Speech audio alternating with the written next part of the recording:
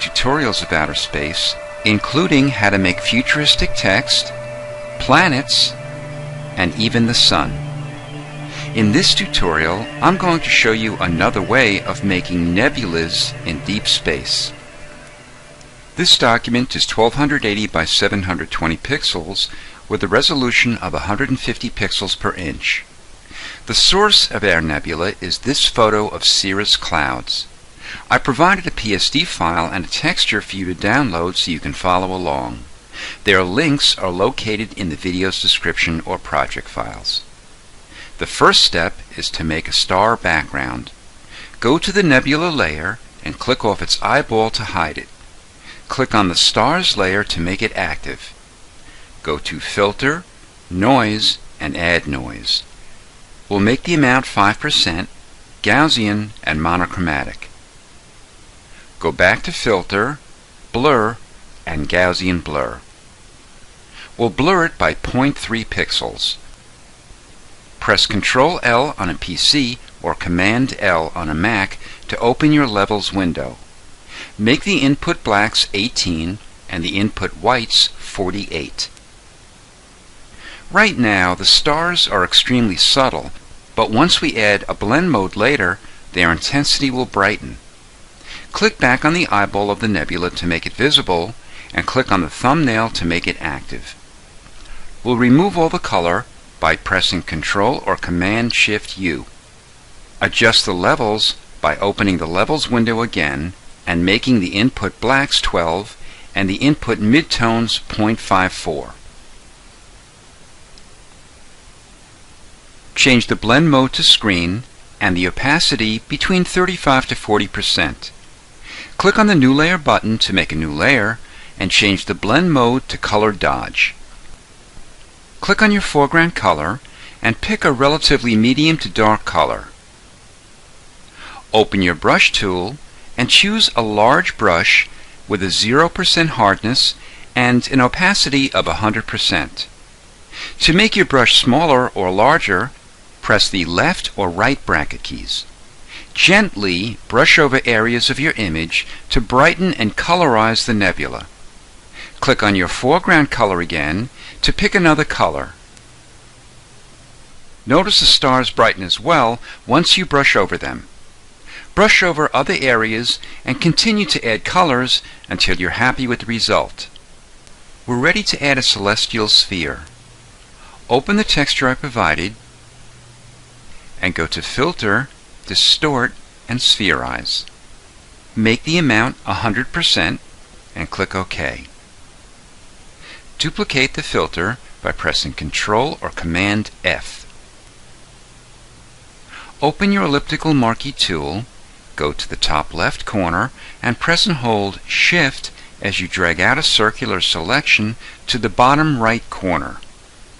Press Ctrl or Command J to cut and copy the sphere from its background. To get it into our nebula document, press V to open your Move tool and drag it up onto its tab.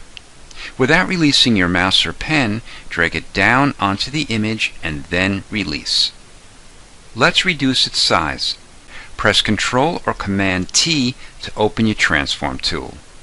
At the top, click on the Chain Link button to link the width and the height of the transform. Type in 19%. Notice both have the same percentage. Click inside the transform to move the object, and when you're happy with its position, press Enter or Return.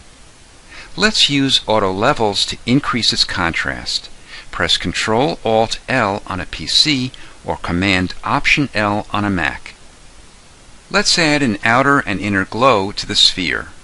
Double-click on the sphere layer to open its layer styles.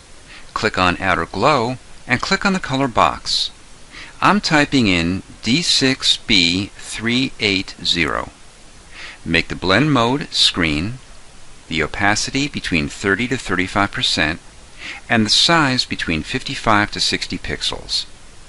Click Inner Glow, and for the color, I'm typing in 4 Fs and BE.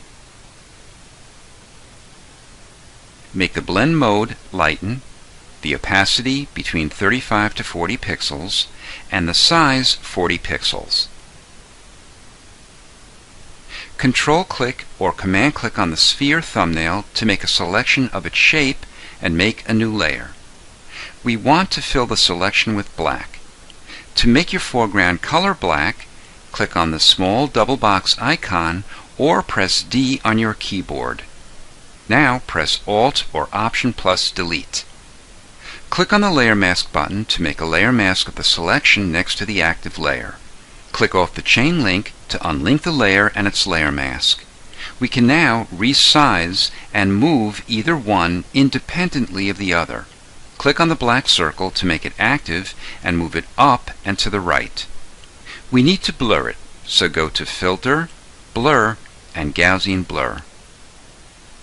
We'll blur it 15 pixels. Let's increase the size of the blurred shadow. Open your Transform tool, go to a corner, and when you see a straight double arrow, press and hold Shift and Alt on a PC or Shift and Option on a Mac as you drag out. If you want to reposition it, just drag it to a new position. Then press Enter or Return. The shadow's a little too dense, so let's reduce the opacity to 90%. Let's make a composite snapshot. To do this, press Ctrl-Shift-Alt-E on a PC or Command-Shift-Option-E on a Mac. The last step is to add a couple of lens flares. Go to Filter, Render, and Lens Flare. Make the brightness 50% and the lens type 50 to 300 mm zoom. In the thumbnail view box, drag the lens flare to the upper left of your sphere. Make a copy of this layer and again go back to Filter, Render, and Lens Flare. This time, choose 105 mm prime with a brightness of 75%.